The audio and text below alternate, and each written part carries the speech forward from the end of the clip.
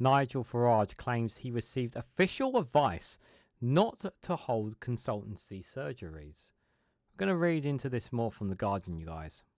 Let's go.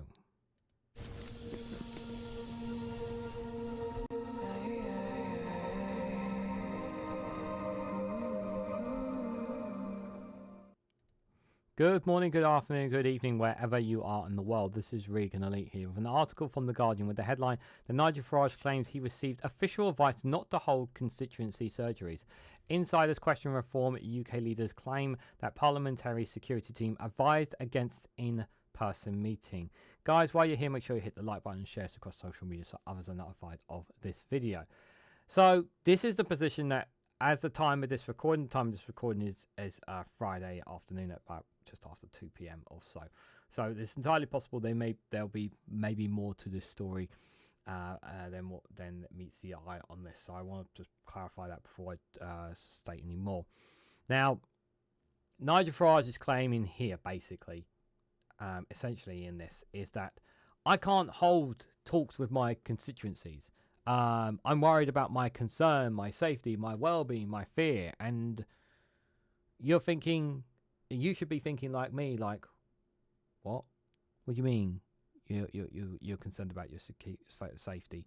Like, what exactly are you concerned about? You're an MP for Clacton. You're there to serve the constituencies, and you're saying that you can't have surgeries with them. You can't have an office there. You can't speak and talk to your constituencies or something. Is this what you're implying?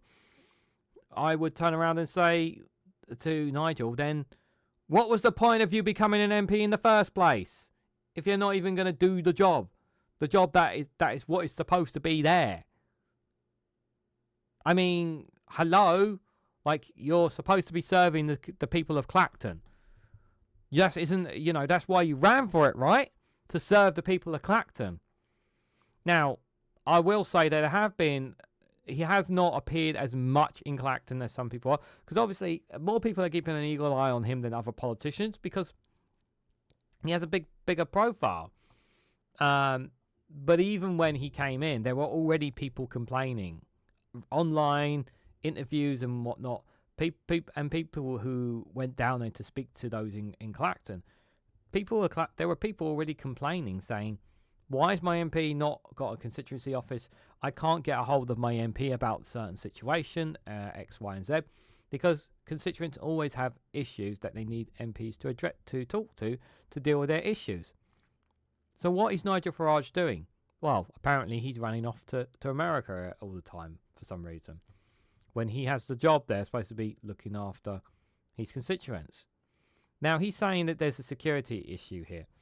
Does he not always have security with him all the time anyway? So, yeah, I mean, I just... something about all this just screams fishy, dodgy, like, almost as if it comes across to me like, I really don't want to do this job. But I would like to keep my seat in Parliament as well. So let's read a little bit into this, you guys. So Nigel Farage has said he received parliamentary advice against holding in-person surgeries for his constituents, though this claim was immediately called into question by insiders. So he's claiming that parliamentarians advised him not to hold that, which is a blatant lie, apparently, according to insiders from what most insider sources are saying.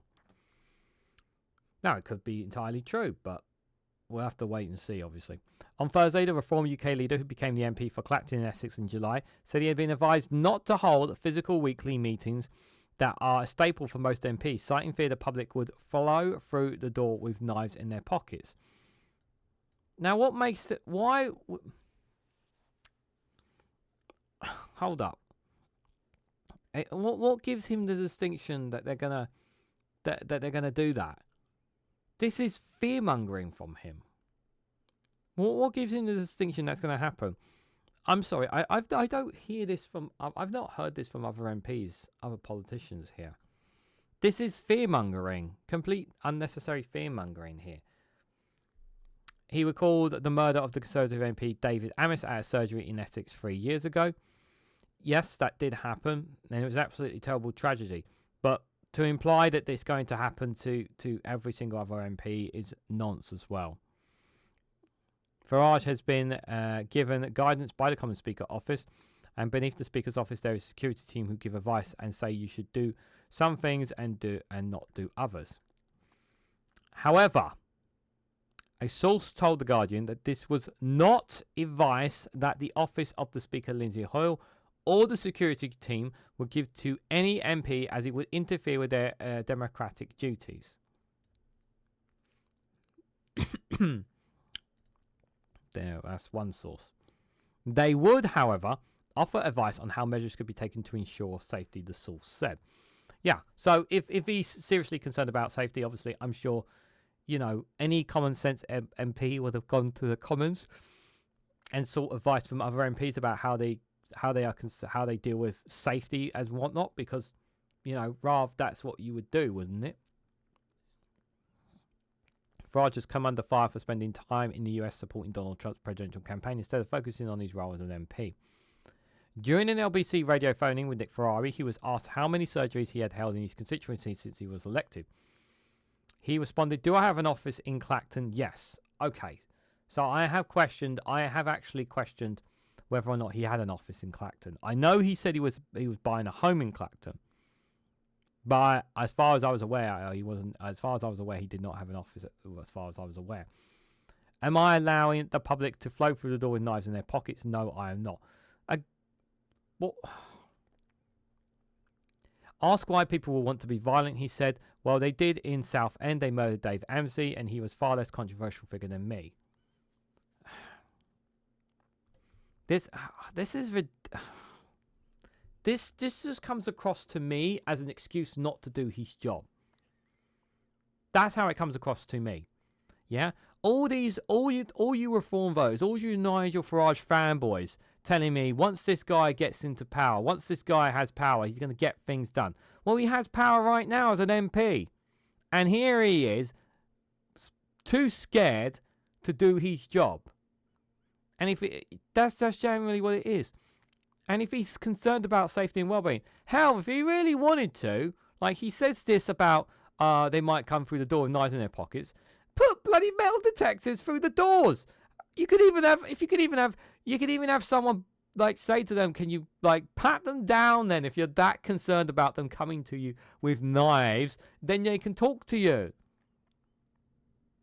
Like, is it really that hard for you?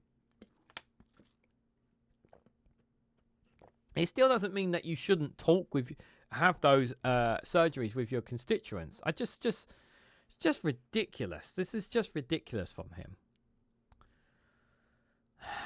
Farage said he has not yet held physical meetings with constituents, but would when Parliament allows me. There's nothing. This is not true. I'm not buying this, guys. He added, "We're not in a fit of state to the old style surgeries.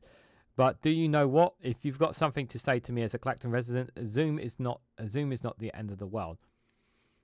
I will say this: if he makes it available to have Zoom meetings with him, with video calls with him, even if he makes it available to constituencies, easy for them to do so, rather than in person, okay, that's fine. But he has to show that he's doing it. He has to show that he's responding to what constituencies needs.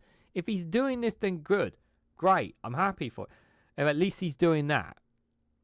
But is he doing that? And is there evidence to support that? That's another thing as well. Hoyle, the Speaker, said, "As a constituency MP in Crawley, I hold regular surgeries with myself with constituents. Whenever a member MP asks for advice on this matter, I always say that if you're going to hold constituency surgeries, make sure you take advice from Parliamentary Security Department and do so safely." A House of Commons spokesperson said the ability for MPs to perform their parliamentary duties safely, both on and off the estate, is fundamental to our democracy. Yes. The Parliamentary Security Department works closely with the police, offer all MPs a wide range of security measures for those with offices and surgeries in their constituency, helping to ensure a safe working environment. We do not comment on individual MP security arrangements or advice because we would not wish to compromise the safety of the MPs, parliamentary staff or members of the public, but these are kept under continuous review. Farage has also planned to give up ownership of Reform UK ahead of its party conference in Birmingham at the weekend. Reform was established as a private limited company and Farage has held most of the shares. He said this was done to fast-track the formation of its predecessor, the Brexit Party, in time for the 2019 European elections and to stop the party from being hijacked by bad people. Well, I'm not going to comment. I'm not going to comment on the giving up ownership and the party conference in general, because by the time you guys see this, there'll be more out of it anyway.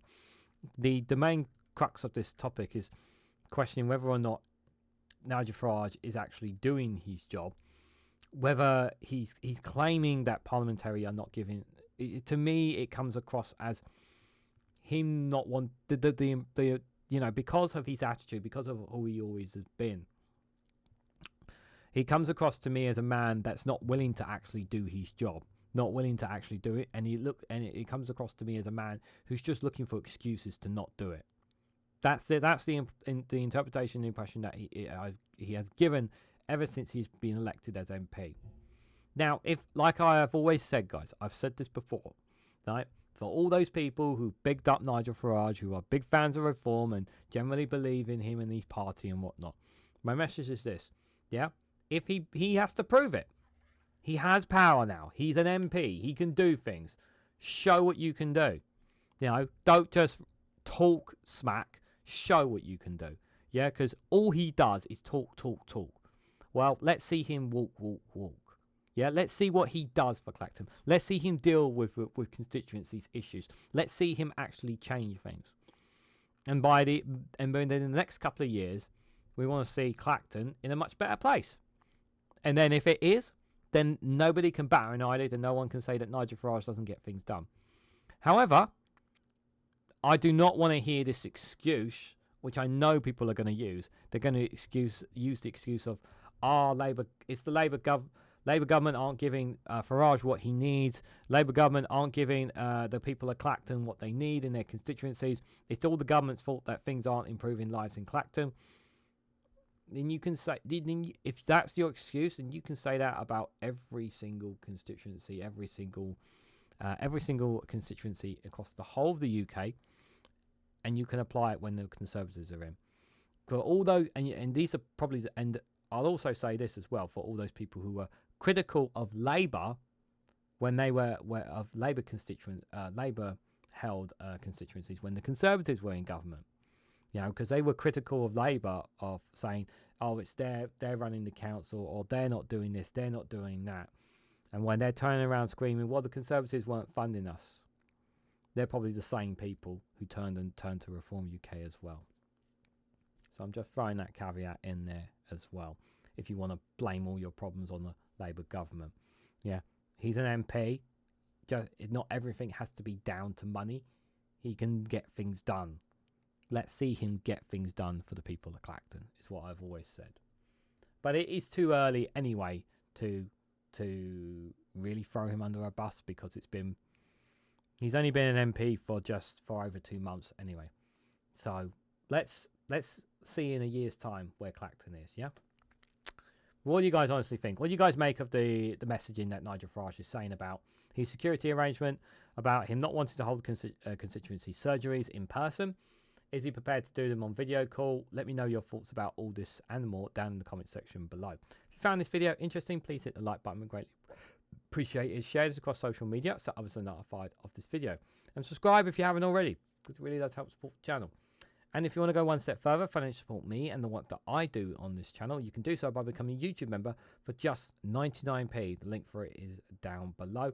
Or join me on Rumble or Patreon for exclusive content on those platforms as well. Thank you all so much for watching, and I hope to catch you all very, very soon.